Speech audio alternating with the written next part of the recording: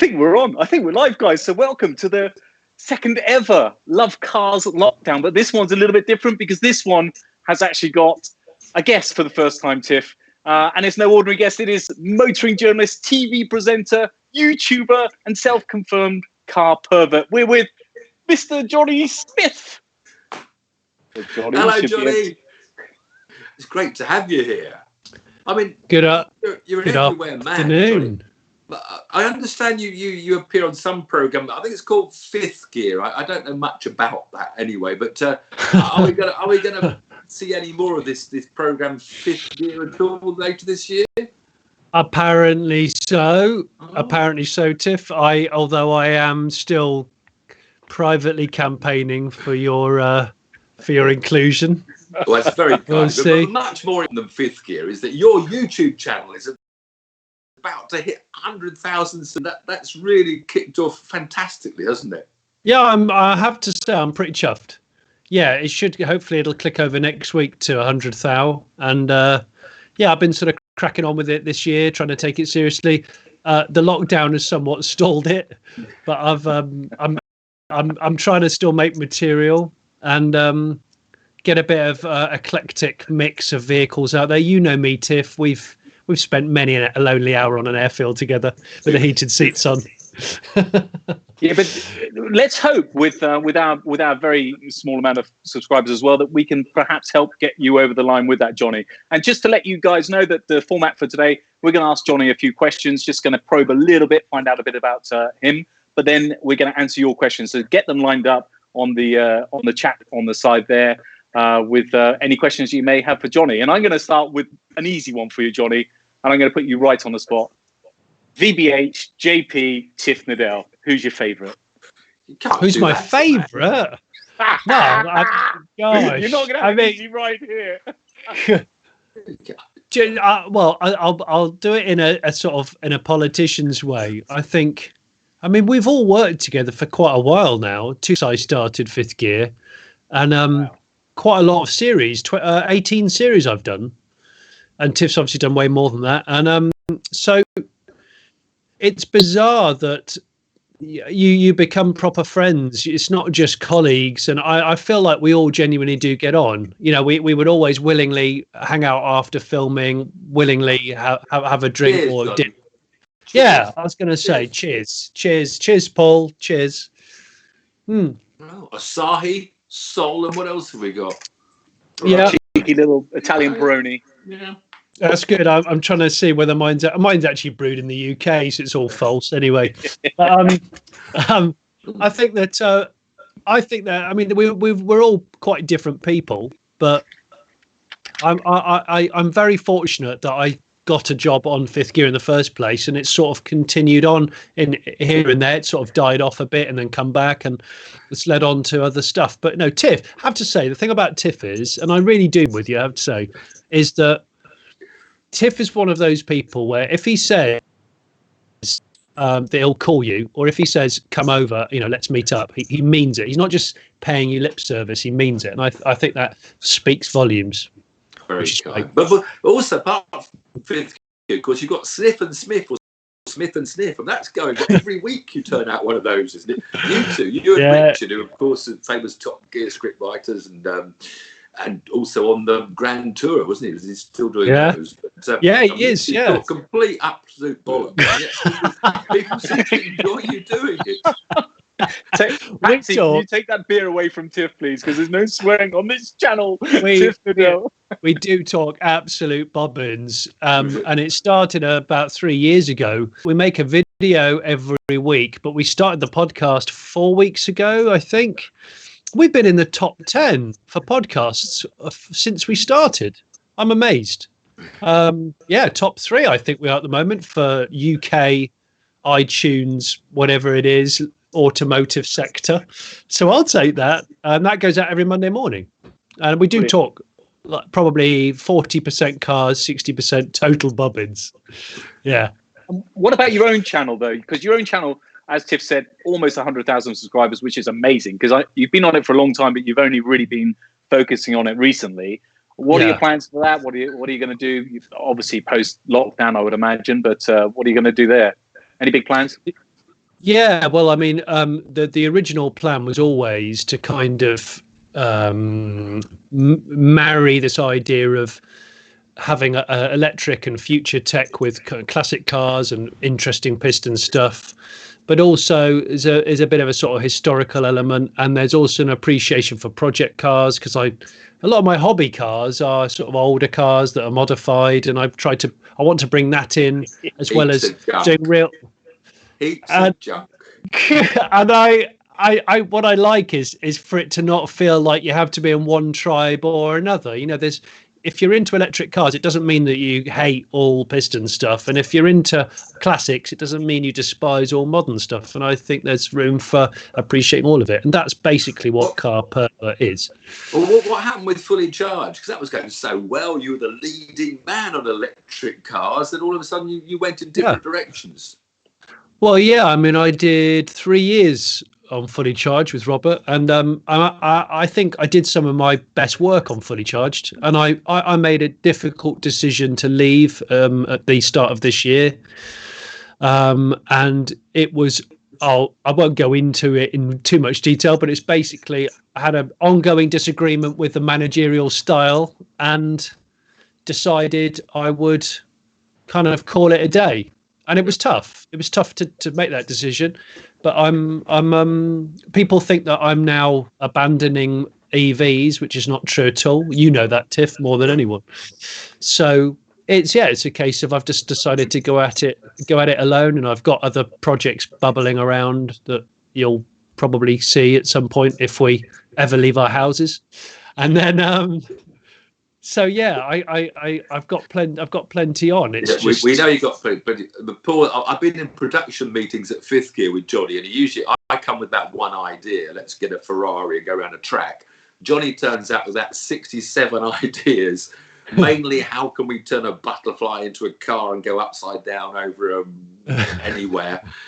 And how many trannies in a tranny? And no, we can't do that. He just comes up with all the weirdest ideas. We reject about 99% of them, but he's never not got an idea. I can assure you of that. And when it all began, Jonny, I mean, you were a journalist in Max Power, wasn't it? Was that your first automotive job? My first automotive job was on a one-make title, a classic Volkswagen mag called Total VW. That was in 1998. I got that job, and then did 3 years on that, and then started on Car Magazine as is. And Car Magazine had some sort of corporate sidearm where they would do corporate publishing. I used to do British touring car programs and World Superbikes, a couple of other things, and then I got a job on Revs magazine, which was Max Power's sister mag, and then Max, and then I went back onto Car. So yeah, I was on Max Power in the early 2000s. It was a lot of fun. Tell me, what on earth was that Dukes of Hazzard Sierra all about? Yes. On your Twitter, that is just absolute. I can't believe you did that. Well, a lot of people can't believe I did it. I mean, I had to sign a health and safety document for that when I was at EMAT Publishing, saying, the health and safety officer said, have you planned this out? I went, yeah. I just skipped through it all. Just went, yeah. I basically commissioned a Sierra Sapphire to be built as the General Leon C, and then it was the Dukes of it. And we had a ramp built, a 12-foot long, 4-foot high ramp built in a field, and did it down in Eastbourne in Sussex. And who decided how high who sort of designed the altitude? I got to be honest, it wasn't even back of the cigarette packet science. It was originally do you want a down ramp, Jonny? And I went, no, I don't, because if I miscalculate and I hit the down ramp, it will be carnage. So I just thought I'll land in a field. Then it was how fast are you going to hit it? And I went, I don't know. Then once the editor had cleared it all, I remember him looking at me, because of course I was the features editor at the time, so it was my job to make Max Power infamous or famous, whatever. And he said, you got one chance at this, Jonny. You got one car, one jump, make it count. And I thought, right, okay, I'm going to bloody do that. And what speed were you going at then? Quite too fast, it turned out. Is it available on YouTube? Can the subscribers see it on YouTube? It's there, is it? Yeah. if you go. It does. It survives on YouTube. It's quite grainy. I'm trying to get hold of the original footage because we did a little story. We even had a sheriff's car made up. It was in a Nissan Bluebird sheriff's car, but I don't know if that made the final cut. Yeah, it was a big jump. I was told to leave it in second gear, but the problem was it was snaking all over on the run up to the jump. I remember it, and I snicked it into third, and it was just much smoother. But the problem was we were then carrying a bit more speed. And what damage did you do to yourself? Did it not hurt? Did you not do your back in or something? It was a huge shot. My neck. I did my neck, and I remember hearing my neck. It made a noise, and I'll be honest. I don't regret doing it, but it took about 7 years of chiropractic treatment and general kind of lifestyle. I had to change my lifestyle. I had to start going to the gym. I'd never been to a gym before that, and I've gradually sorted. Well, yeah. Exactly. We're talking about vegetables next. If you'll be as confused as ever.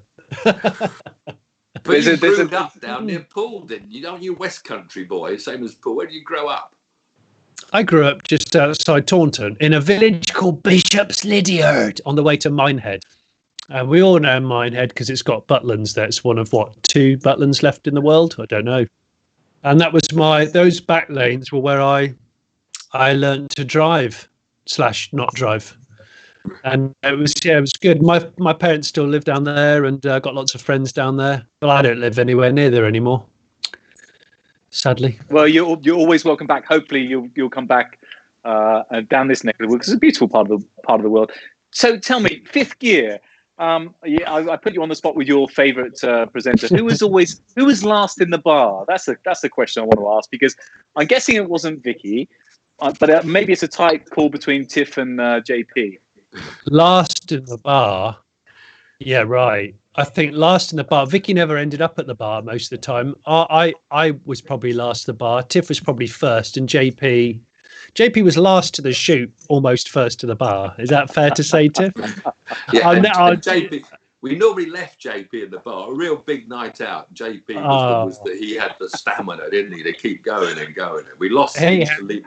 With JP, you have to wait. When his eyes, they suddenly glaze over, don't they? As soon as they glazed over, leave him. He's on his own, right? I have to say, Vicky, now the respectable married lady that she is. I mean, back on Top Gear in the 90s when she was joining us, she was 3 pints of lager and 40 Marlboro, and she was right on the in the bar scene. She's now a demure married lady with 2 children and wouldn't be seen in spoons anymore. I think by her very nature, she was probably at the peak of the kind of ladette era, and she was at the polite end of the ladette era. I think it was the 40 Marlboro day that got that lovely husky voice going. I think it's got very nice. Is that vodka? Your first car, Jonny? I never saw that. What was your first car then? It's on one of my YouTube videos. It's a Beetle, 1967 1500 Beetle, Zenith Blue. Love that thing. Well, you never sold it, or have you bought it back? No, I never sold it, Tiff. So I joined all those other rusty heaps that fill your backyard. How many cars do you currently have in various states of disrepair in your backyard? And other people's backyards. Okay, if you're counting other people's backyards, I think we've got 10. We're at 10 at the moment, and one of those might not be fully known about to the world. Do you want to reveal it exclusively, or do you want to reveal it exclusively now? No, I don't. Come on, Jonny, a big reveal. We'll get you up to the 100,000 subscribers. Big reveal online. But Jonny, you either seem to be.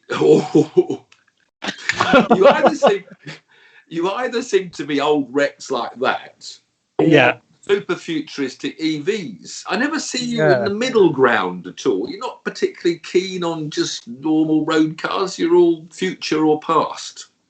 That's a good question. I think as I get a bit older, I realise, people come up to me and want to talk about. And I guess you've had this, Tiff, is people want to go, oh, what do you think of a 1999 or a 2000 Honda Integra? And I go, I actually remember testing those when they were new. Shit, does that make me really old now? Oh, gosh. So, I think it's going to come with time. these people that likes to own something, and in some instances I'll own it for a bit, tick the list, lay it on a bit, and have my time. And other cars just seem to stick. And I think though that sort of era of, let's say, mid 90s to mid 2000s, I haven't tasted the ownership of those much. So I've got a few of those to come. Yeah, but Johnny's only a spring chicken comparatively to us, Tiff. Well, I'm the spring chicken comparatively to you as well. But just to let you know, guys, that we're 20 minutes in, believe it or not. So time flies when you're having fun. We are going to answer some questions from everybody. So I can see quite a few good ones coming through. Lots of people are wishing you both good luck. Lots of people, interestingly, are asking whether you're still friends, which you've already covered. So which is good. I've got a question for you. I got a question for you, because I love seeing your Twitter. It's brilliant. You're very active on Twitter, but your model cars. You got so much love for model cars as well. Tamiya's. You're obsessed with Tamiya. How many Tamiya? Forget your real wrecks you've got in your attic. How many Tamiya models have you got in the attic? I haven't got loads and loads, because the story with Tamiya radio control is that's almost one of the big catalysts of getting me into cars and understanding engineering of cars, how steering worked, how to oversteer. Yeah. And I have a huge amount of respect for those realistic kits and the quality of them. And I sold my first Tamiya car that I bought in 1989. Yeah, end of 89. I sold it to put the money towards my first car, that Beetle. So I always kind of missed it. I've bought a few here and there. I've probably got 3 or 4, maybe. And I'm just looking around. They're behind me somewhere off camera. And I think when we went into lockdown, I realised people were kind of looking at their immediate surroundings a bit more, and life was slowing down a bit. And I find modelling, when I have the time, quite therapeutic. And so I thought I'll start this sort of hashtag of model citizen. In other words, be a model citizen, stay indoors, keep isolated for safety reasons, and maybe enjoy a bit of scale modelling, plastic kits, so Airfix stuff right up to RC, petrol, EV, whatever. And people have really latched onto it. We've had some amazing, like, barn find / loft find, people going, I've had this for 30 years. I totally forgot I had it. I've got one somewhere. Batteries are worn out, and the batteries won't recharge. I always remember I was put off EVs by my Tamiya, so it might not have been a Tamiya. Other brands are available. You left it for a month. Okay, kids, let's get out in the garden. And both the batteries were flat, and then one wouldn't recharge, or you didn't know whether the charger was broken or the batteries were broken. I must confess that my brief spell with electric model cars. Have you still got one? Seriously, have you got one? Yeah, there is. Yeah, I've got. I don't know if it's a Tamiya. Yeah, we've got 2 or 3. I used to buy one once every Christmas, and they lasted about a month, and then no. Seriously, we didn't build them ourselves. They were probably just an off-the-shelf model rather than a proper pro level like your. I need to get you some batteries. We need to send. You need to, after this video today. I'll go search them out just for you, Johnny. I know a home that will take them if I put them in the post. We've still got a bit more room in the attic, have you? Oh, there's always room. And the problem is when we're moving out and knocking our house down this year to rebuild it, and I've got to clear out the garage and the loft. It's carnage. It's absolute hoarder's carnage. Rather you than me, Johnny, on that one. So we're going to go to. You've got Patreon as well, Johnny. You just launched that recently. I have. Understand. Yep, I did. Yeah. Very good. We have as well, and we got some brilliant patrons, really super nice guys. One of them is David Stebbings, who's just asked you a question, and the big question is, what would you want for the future of transportation to look like? Mileage quotas, classic cars, and EVs only. So the future of transportation, in your view? Okay. That's David Stebbings on Patreon.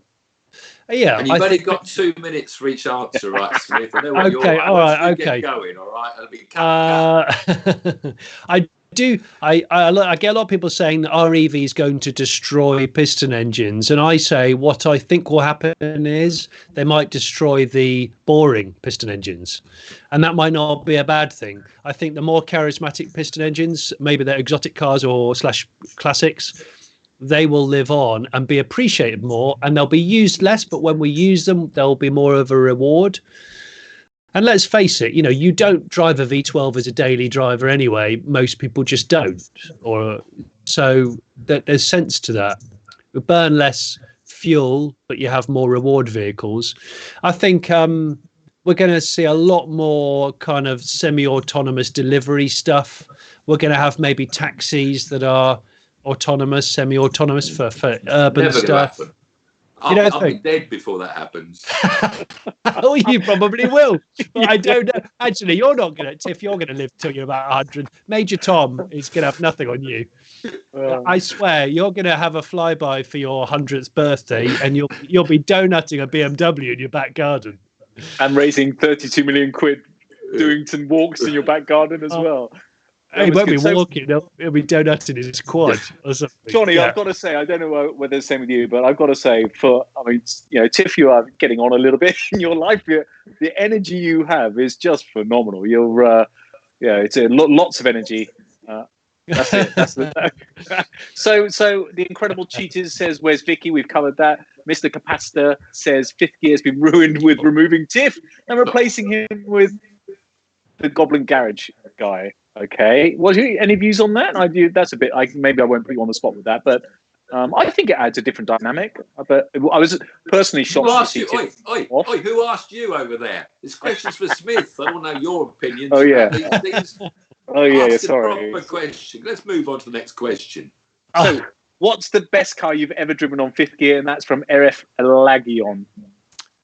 On fifth gear. Okay.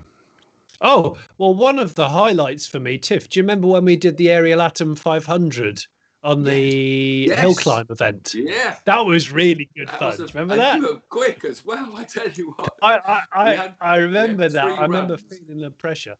Yeah, we had 3 runs each, and the track got quicker, we got quicker. My second run was really fast. I thought, flipping hell, I'm under the cosh here to beat Smith. I had to really concentrate hard, you swine. You really made me work for that fastest time of the day. But yeah, that was good. I've seen some of your driving. You're quick. You're better than you let on. So this is Asad Khan. Jonny and Tiff still friends with the former presenters such as John Bentley, Tom Ford, who we bumped into in Italy, and Adrian Simpson. Yeah. Okay, very good. Adrian, I don't see. I don't know where Adrian is now. No, I'm John. I speak to John. I did a word on the cover for John Bentley's book about the future of cars. Have you seen that, Johnny? It's a really good book. He's gone dead. No, have you heard that, Johnny? No, I did hear it. It just spluttered a bit, but yeah, I've not seen his book. Really good about the future of cars he wrote, which is quite interesting. You talk about a bit what you talked about, how we'll have pistons for enjoyment and get the electric batteries. I mean, the thing about electric EVs for me is that we seem to be concentrating on lots of little hot hatches for the public, but not concentrating on the white van man and buses and taxis, which to me should be the priority for EVs. Get all those work machines electrified. But anyway, the fleet goods vehicle market is a big market. It's also an easier EV to build because it's less. It's easier to package in a bigger floor of a van.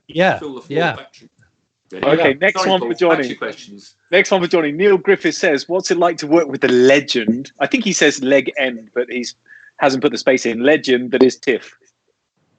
Well, I mean, you know this, Paul. What's weird is you work with Tiff, and you sort of forget what he's achieved, and then sometimes I just sit down and I read that, and then what happens is I go, blimey, I totally forgot you'd done this. I'd forgotten you'd done, offshore powerboat racing and this and that. Things. I've forgotten them as well, Johnny. I have to read my own book to remind myself what I did. and so I think it's thoroughly enjoyable. And also, I've learned a lot. I've learned a lot by filming and spending days with Tiff and Jason and Vicky, because they're all better than me, far more accomplished drivers, and it's just like anything, it's practice and practice and practice. And I like getting different opinions. Tiff loves a good debate. He loves being a bit divisive and prickly. I've got no problem with that because I know it's not meant with kind of malice, so it's fine. Always have to stir up the other opinion. Always. Yeah. I think we consider it as challenging. So he challenges me and the team, and because he always wants the best, and got incredibly high standards, which I'm not afraid of. So a nice easy one from Jonas96. Do you prefer Evos or Scoobies? It's a good question. I've spent quite a lot of time in them both. I think I prefer Subarus. And the simple, because there's good ones of each type, of each flavour. I think it's just the flat 4 orientation that does it for me. I love it. And the blue colour. I mean, that's because I think often we did, through Top Gear and Fifth Gear, we did the comparisons every year.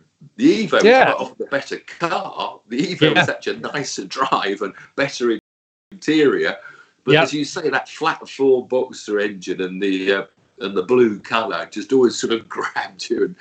And they're both fantastic fun. All of the models over the 10. How many years do you think Evo's covered? Oh, quite a lot. I mean, the Evo 10 was the last proper one, wasn't it? I think, and they're mid 90s to late 2000s. It's got to be 15 years. Yeah. And of course, it was. For me, back in the mid 90s, that was the car you saw rallying that you could buy. It was almost the back end of that era of the car that you saw winning, you could go and buy, and with McRae and stuff. But I think the Mitsubishi was probably a more tunable car. You could put more power into an Evo block than you could a Scooby block. But I don't know, I just like the flat 4, slightly misfiring sounding. And the interiors were appalling, absolutely appalling. Yeah. There's so much love for them though. We've done a few different Subaru and Evo on the channel, and they get so much love. It's brilliant. So Paul Taylor says he's loving your YouTube episodes. Can we have more of the same? The engineering side is really interesting too. There's actually lots of, which is nice. There's lots and lots of people talking about Jag, about the XF Sport Brake, EA40 Life with Cars. That's more you, Tiff. So we'll leave you to the side for 2 seconds if you don't mind. I love a sport brake. I had a long-termer XF when the first XF sport brake came out. I know. For a year. I know. Where we go, I know, everybody. That's a famous Quentin Wilson it is famous Quentin Wilson. And everyone in the industry. I know. Because every time you ask Quentin Wilson a question, he always knew it. We pretended he did. And he said, I know. I've got four. I know. Have you ever met Guy Martin? You ever had a cup of tea with Guy Martin? Someone that Jim Ray's asking you that. I have actually. I've only met him now. Was it once or twice? I met him at the TT. The year he had issues at the TT, and weirdly, it's the first and only time I've been to the Isle of Man TT, and the senior race got rained off for the first time in 400 years or something. I was a bit gutted, but Guy agreed to meet us round at a workshop he was hiring. He was there with his girlfriend, simply sat down having a cuppa. And I really, really liked him. He asked me a lot of questions. He was quite curious. I think at first he was quite guarded. I think he was suspicious of me, whether or not I was going to try and, I don't know, grill him about something. But it was because he was at a race weekend as well, so the pressure was on him. But I thought he was great.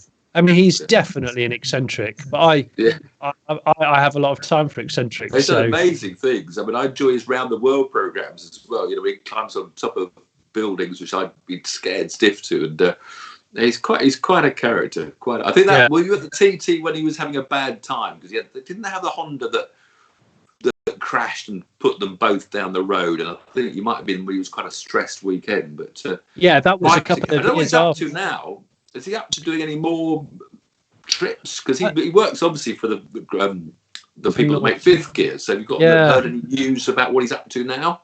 Well, I think he's more into doing the TV and then cycling. He's more into endurance cycling, both off-road and on-road, I think. Yeah. I think I don't know Next question, move on. He's gone right. He's gone right down the mind. We love Guy Martin. I've got to ask you something that I didn't ask you before. Do you watch e-racing? Did you watch that? We're right fast. It was fast. It was fast. That's what the guy was fast. That bike was fast. The bike was bloody fast. Sorry. Do you watch IndyCar racing? Did you see the big thing that's been going on, kicking off after yesterday, where with Landau Norris? And did you watch that? Well, the thing is, Paul, I don't follow any any motorsport religiously. I rely on the oracle that is Tiff for that. However, I caught the highlights or the lowlights of this shunt that happened and all of the spouting. I couldn't quite work out what had happened. I didn't realise it was intentional or whether it was just like a grudge thing. Well, Chris Harris had a bit of a coming together this morning, because if you'd watched the actual race, eSports at the front end, if it's professional, they don't muck about. They can be. You actually believe it's a real race.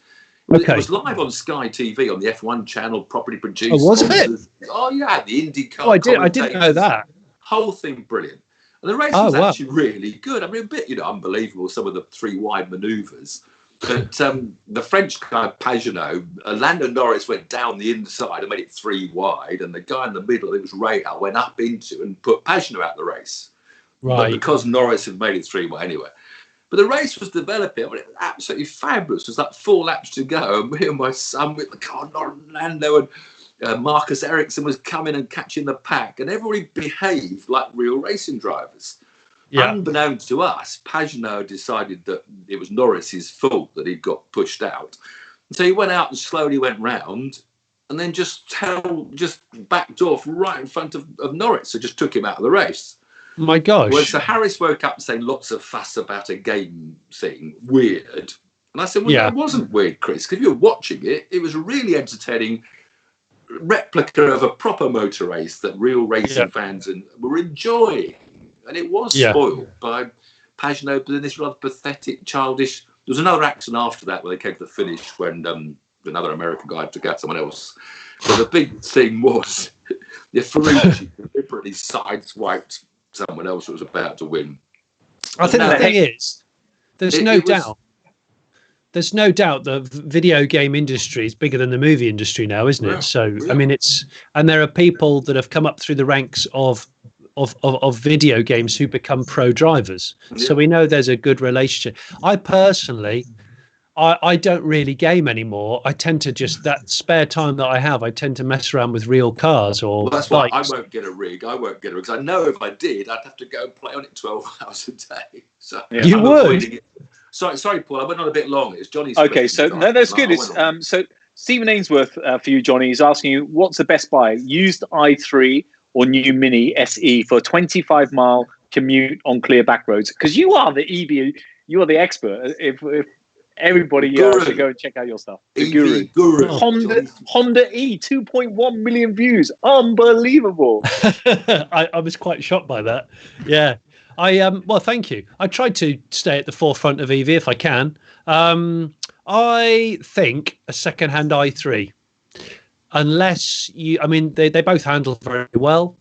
But I think the i3 has the edge in terms of an overall package because they're not going to make the i3 forever. The way it's constructed and stuff, it's a loss-making car, but it's so good.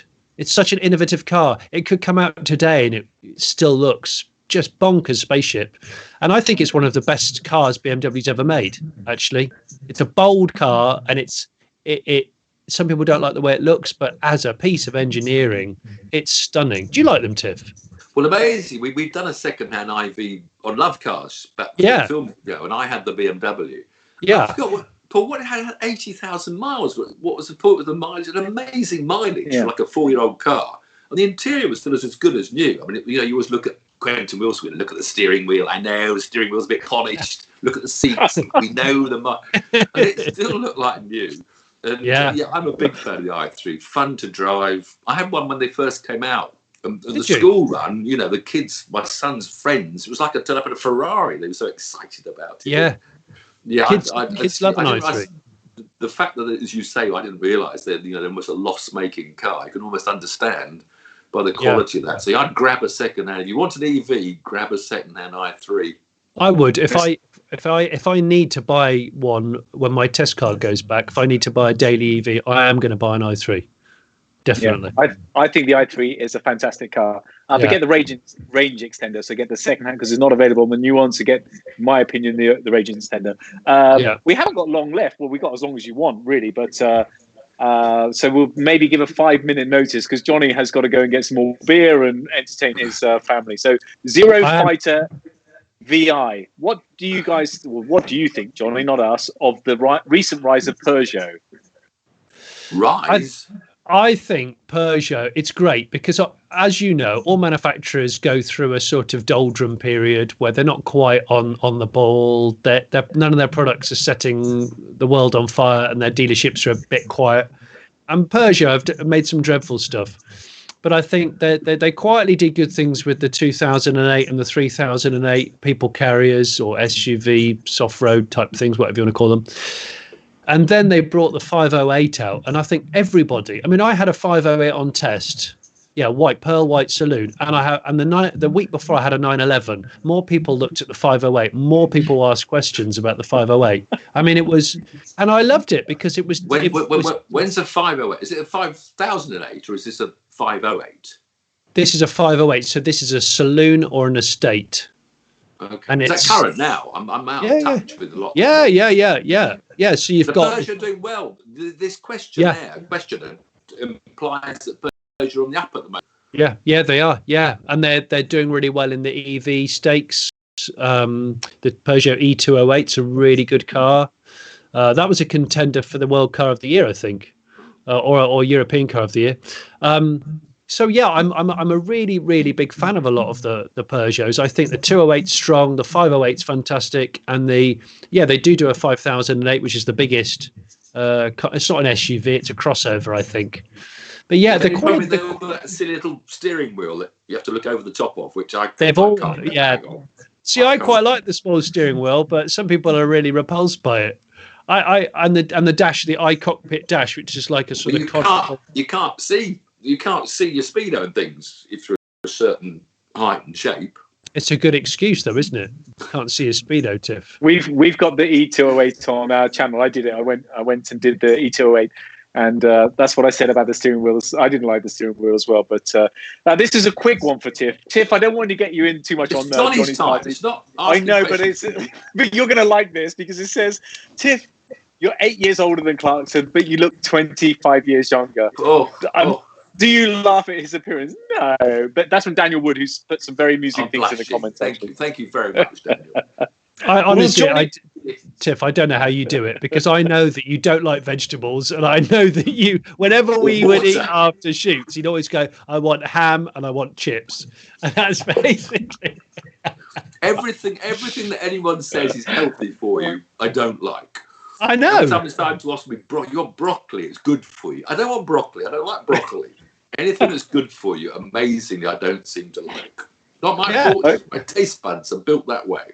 You might think you've got an incredible. You got like a VTEC heart. I think that's what I think. So last few for Jonny. There's welcome.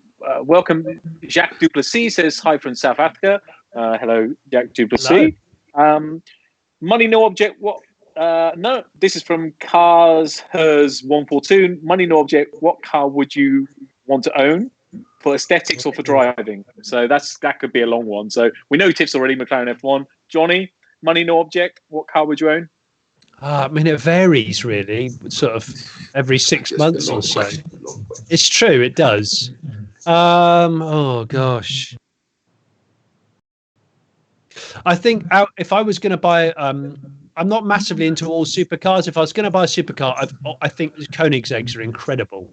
I have so much time for a Koenigsegg. I really like the Agera, the Regera as well, and even the early CCXs I thought were awesome. Never been a massive Ferrari fan. I think they're great in some respects, but I don't actually want to own one. A Porsche, if I could own a really early. There he goes again. You see, either junk. This is a modern car, brand new. Okay, all right. If I buy, this is what. If I'm going to buy, I was going to buy a 911 GT3 Touring, and then I would personally have a bespoke rear seat put back into it with seat belts, so I could carry on using it with my kids. That's what I would want. All right. GT3 Touring, but with bespoke rear seat, personal option.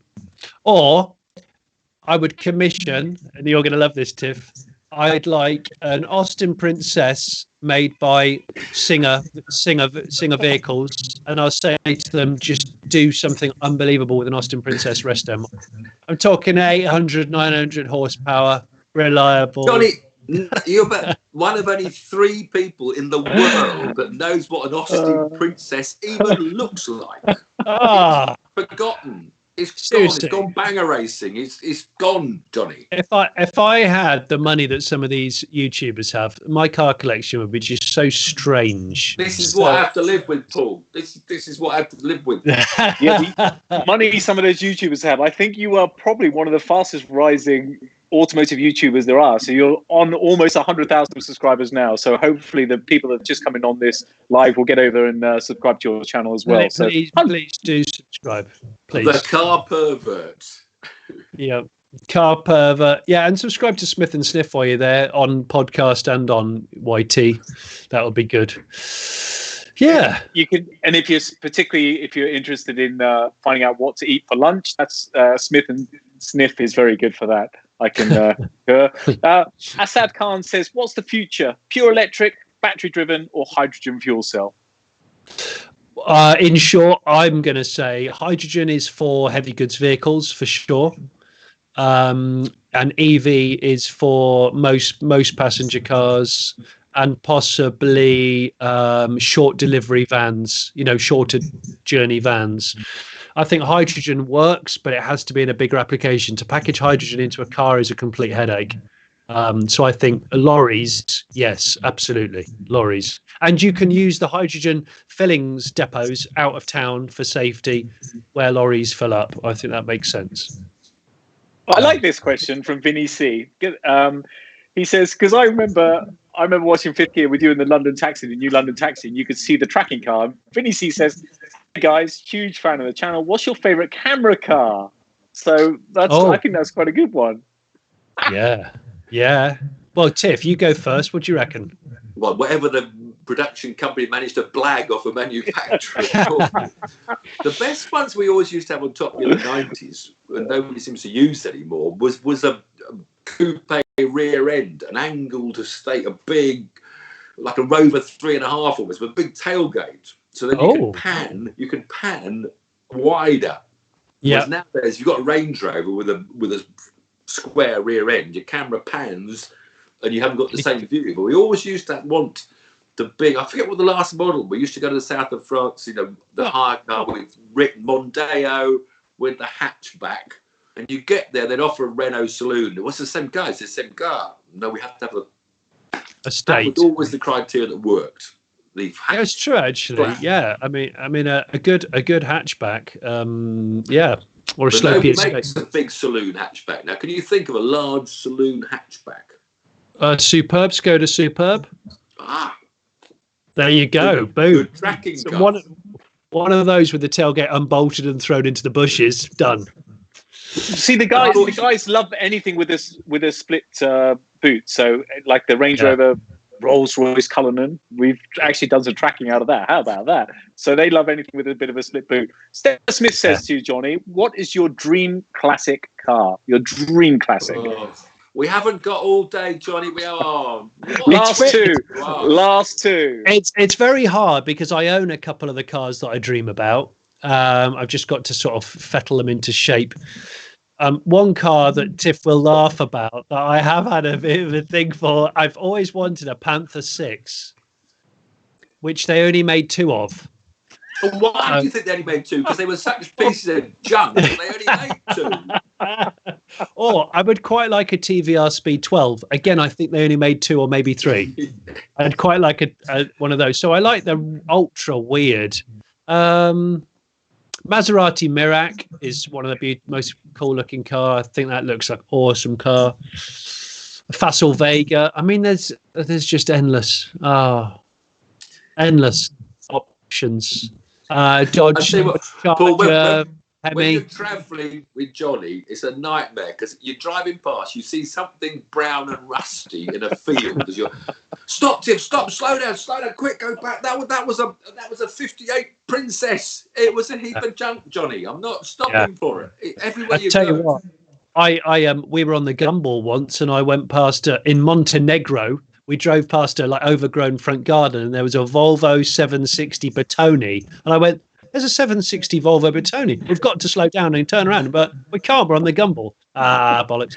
And I tried to work out where we were to drop a pin on it, so I could come back and one day pull it out the front garden. Didn't happen. Hasn't happened yet. No. Two more questions, and then we'll allow you to get on with your Sunday evening. Thank you, Jonny. Bjorn Pislevetsky says, "What's your opinion on Renault?" A similar sort of thing to Peugeot, I guess. What's your opinion on Renault?